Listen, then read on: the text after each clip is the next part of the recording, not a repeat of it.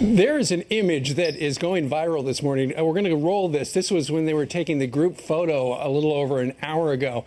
Emmanuel Macron, the guy who runs France, is in the middle right now. Watch how he's trying to get to Donald Trump, who is on the far left in the front. Watch. He's moving down to the left. He's going to kiss the lady here.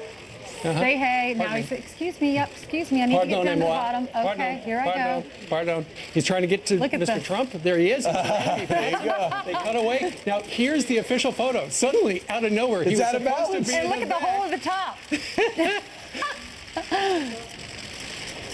He's like, I am president of France. I can do whatever the heck I want. I'm getting down there. Right. I don't care where they told me to stand. I'm 39 years old and I have no party. Right, exactly. I think I can do anything. And look, and there is the little punch in the chest we heard about. The protocol is the longest-serving presidents, etc., world leaders should be closest to the center and around Angela Merkel. But instead, we saw Mr. Macron essentially photobomb the president of the United States. This is a bunch of people who think they're the leader of the leader of the leader. So not many people like to tell them what to do. Joining us right now to talk about this and put it all in perspective through nonverbal cues is the former Speaker of the House, best-selling author of his brand new New York Times best-selling book, Understanding Trump, Newt Gingrich. Mr. Speaker, what's the significance of the French president trying to be near our president? Well, you know, Macron has gone out of the way to invite President Trump to come to Paris for their biggest annual holiday, Bastille Day, next week. President Trump has agreed to come. In some ways, I think Macron identifies with Trump. This would probably surprise most Americans. Macron is a very, very bright, business-oriented technocrat. He came out of nowhere, much like Trump. He actually built his own legislative party and won a massive election for the assembly. So he's probably the strongest president of France in modern times. And I think he admires Trump. Plus, I think he wants to balance off Angela Merkel, the chancellor of Germany. No French president wants to be in the shadow of a German chancellor.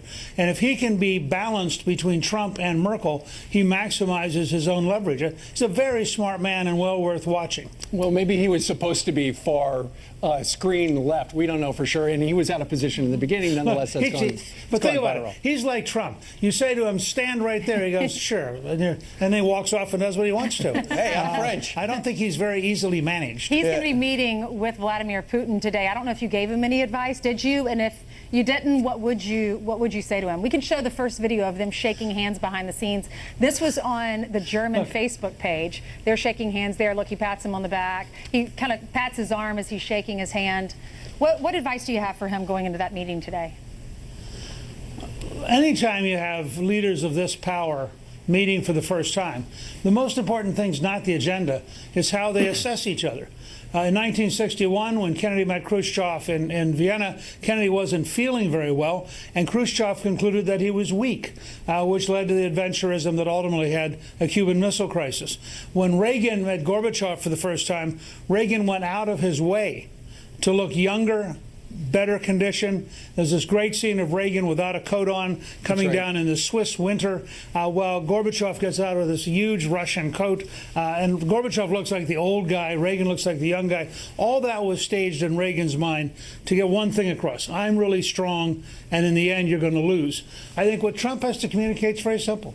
We're the most powerful nation in the world. We have the most powerful military in the world. We have the biggest economy in the world. We're fed up with Putin jerking us around. And he'd like to have a good relationship, but it ain't going to come with these kind of gangster tactics. Do you believe it's true that the president does not have a set agenda, or do you believe that he just, H.R. McMaster said, we go in there without an agenda? What do you think the truth is?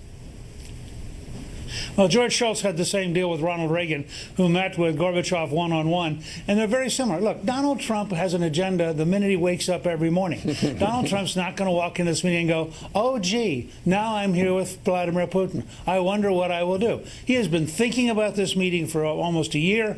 He has a good sense of what he wants to accomplish. I think he's going to turn most of the details over to Secretary Tillerson, but I think in terms of shaping the meeting, the guy who wrote The Art of the Deal understands what he wants to communicate, and I think he has a psychological agenda, whether or not he has a detailed policy agenda. Sure. Mr. Speaker, in your detailed story about Swiss winners in outerwear, you mentioned Ronald Reagan. A lot of people looked at the speech yesterday in Poland and said, you know what, that reminds me of Ronald Reagan. Did you have that feeling? Well, first of all, it's I think, as powerful as Reagan's Westminster speech. Callista and I watched the speech with great attention because we'd filmed 9 Days That Changed the World about Pope John Paul going back to Poland, and had that scene that the president described so powerfully, where a million Poles began chanting, "We want God," and the communist minders watching them realized the beginning of the end had started. Poland, in that sense, was the epicenter of the end of the Soviet Empire. Reagan understood it and was strongly supportive of the Pope. I thought the speech was historic yesterday. I think, in fact, that the administration ought to bring it up again and again. Here's an American president defending Western civilization by name, defending it both against Islamic terrorism and against the kind of secular bureaucratic tyranny that wants to kill the young baby Charlie Gard in Great Britain because the state has decided he's not worth living. And I think that what Trump did yesterday was center our fight for the survival of our civilization as well as any president in history. It's a remarkably important speech. Along with reconfirming the Rule 5 will stick up for everybody at any time if you're in NATO, as well as taking on the Russians directly. So that's he hit a lot of buttons. By the way, notice what he did. He set a line for Putin and he set a line for Merkel. In that one speech, he positioned the U.S. with Poland and Central Europe, gave a warning to the Germans and the West, gave a warning to Putin and Russia, and did so in the name of the civilization which encompasses all of us. Pretty remarkable achievement. Mr. Speaker, we were looking just a moment ago at Gary Cohn and Steve Mnuchin, the president's cabinet money guys. The fact that they are at this particular venue, the faces that we see, what does that say to you about what the United States is trying to get out of this meeting? Trump has a continuing focus on job creation. He believes most of the trade treaties of the last generation have been hostile to American interest.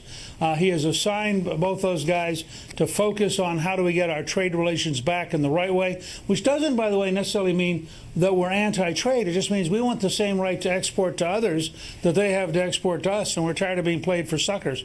But I think you're going to find everywhere Trump goes, he talks about and thinks about economics. He knows that job creation is the key to his administration's success, and he is really focused on doing the things necessary to create jobs, and that's why you have Mnuchin and Cohen there. Reporters this morning were writing in their articles about this Russian meeting with Vladimir Putin. They weren't sure if the president or if Vladimir Putin would come out and talk to the press after the meeting. Do you think that we'll hear from President Trump? Well, at least through a series of tweets, but I suspect at some point he'll talk to the press. I think so too. Whether or not they do it together, I'm not sure. I mean, I think it's going to be fascinating to see. These are both strong personalities. They're both people who are willing to attempt to dominate a space. They have very deep differences, and nobody should kid themselves about this. And where I do give President Trump credit, he understands that Russia is dangerous. They have more nuclear weapons than any country but the United States.